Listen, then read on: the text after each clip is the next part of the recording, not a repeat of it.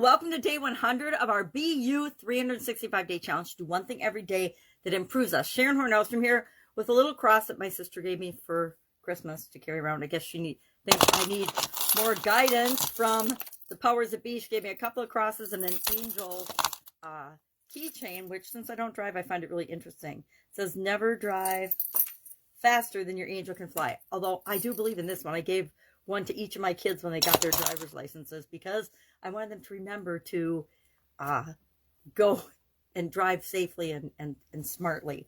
So today our topic is shoulds, spiritual well-being or spiritual shoulds, which is why I grabbed the cross, because if I'm thinking about shoulds, let's revisit our definition of spiritual well-being.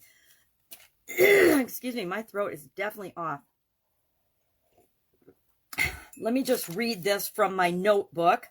It says, good spiritual well-being relates to our sense of life meaning and purpose. It can include our connection to culture, spirituality, and or I love this, religiosity. I didn't even know there was such a word, religiosity. It includes beliefs, values, mental models, and ethics that we hold. So I got to thinking about shoulds. Now, I've had a lot of experience with the word should. I spent a lot of my life doing what was expected of me by other people, doing what I thought I should do to be a model of what other people expected of me. Sometimes that worked out fine. Other times, I was doing just the opposite of what was right or good for me personally. You should work like crazy so that you can earn money to take care of your family, even if it means that you're not spending time with your family, which is why you're working to make money in the first place.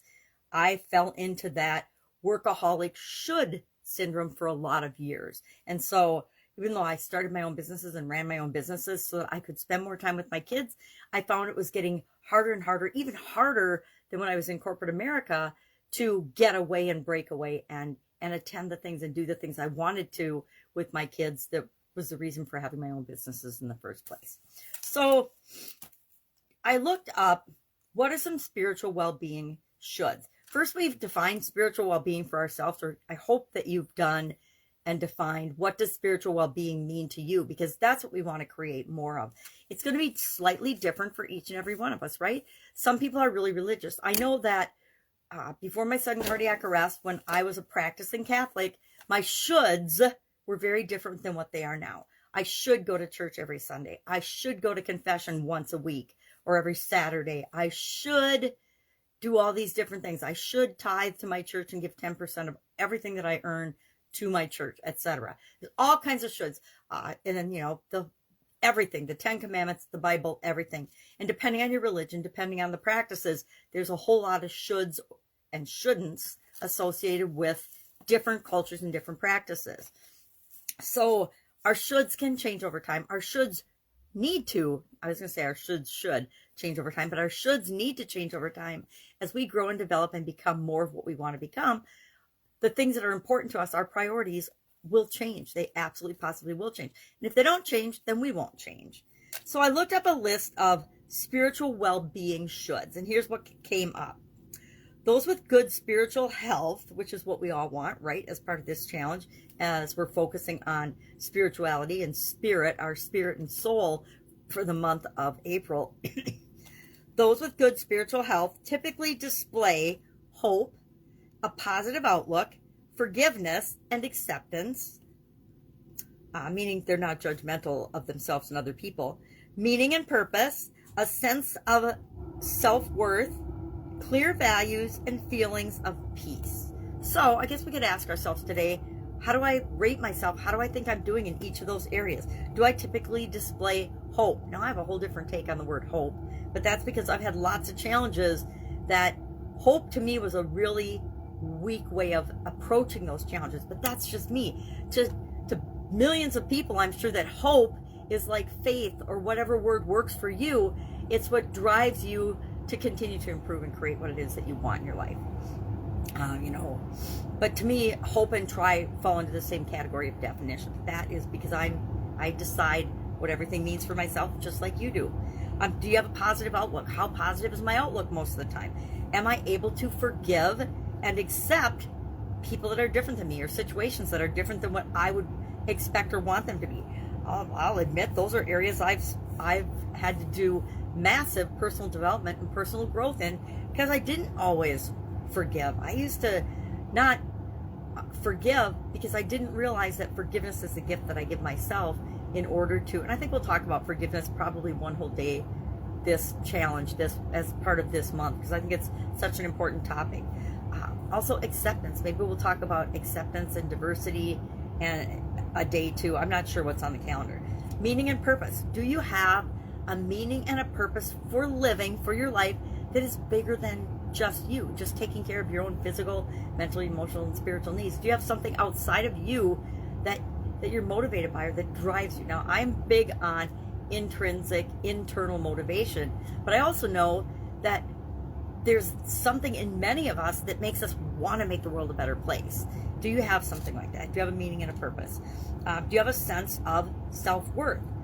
Again, another one I've had to do a lot of work on, which to people that know me would be like, really? You've had to work on that a lot? And I get that a lot. And I'm like, I thought there was something really wrong with me because I felt that way often as I've been younger and growing up. And the older I get, the less I struggle with it. But every once in a while, something will pop up in my mind or my experience or trigger this self-doubt and this, well, why would I do that? What makes me think I can do that?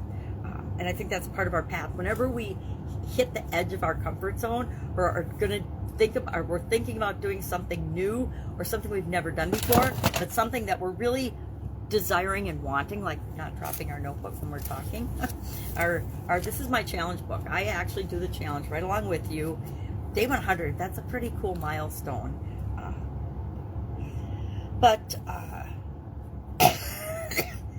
It pops up for all of us, right? And I used to think there was something wrong with me. I used to think that I was so different than everybody else, but then I realized in a lot of ways I'm like everybody else. And so there's two sides to that coin, any way you look at it.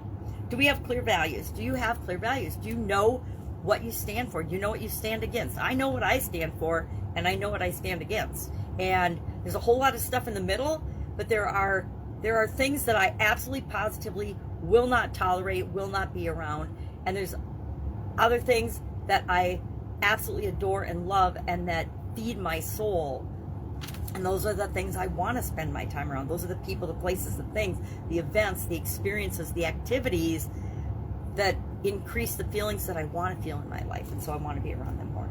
And then feelings of peace. Now, I'll admit, up until I was about 50, I had zero feelings of peace and tranquility. My life was utter madness and chaos, and it took a sudden cardiac arrest to shut me down and reboot, just like you'd reboot your computer when it's having glitches and problems.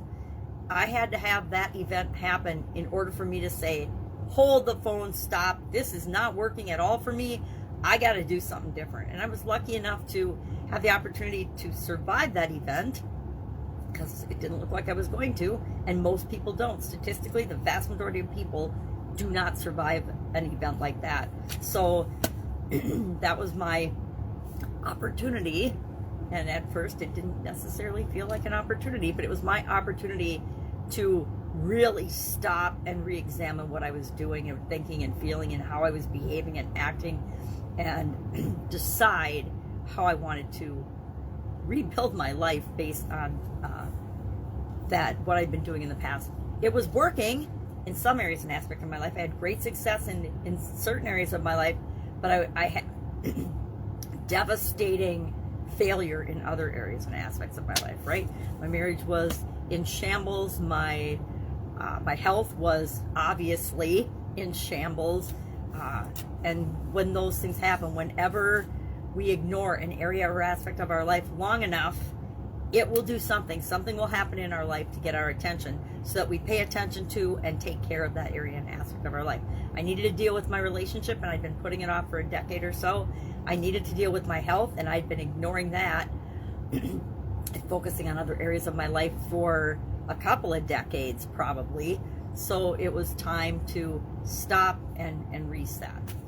So today our action item is to simply share in the comments below. Think about today, what are your shoulds? What do you think spiritually, with respect to your spiritual health and well-being, what are some things that you should do? Now, I'd say sit down for a few minutes and write down a couple of your shoulds. And when you look at that list, say, well, who told me this? Where did this should come from? And is it appropriate for me today, right now, and going forward in my life? Is it going to continue to add positively to my spiritual health and well-being? Or is it something that I could consider letting go of? I'm not saying you have to let go of it, but is it something that you could say, okay, I understand that when I was young, going to church every Sunday with the family was a should, and it was actually good for me. It helped to give me a solid foundation in how to treat other people, how to treat myself, etc. Is it right for me today? Absolutely not. And you know, who told me that? Well, I just did what everybody else did that was Catholic in my family, right? Can you imagine if as a kid I would have said, yeah, I'm not going to participate in this? Wouldn't have flown, right? And I wouldn't even have imagined doing that. So share in the comments below one should that you have, either one you want to keep or get rid of, totally up to you, but just share one so that we are helping one another as we go through the challenge. That's it. Have an awesome day. Any questions? You should ask me. See you tomorrow. Bye.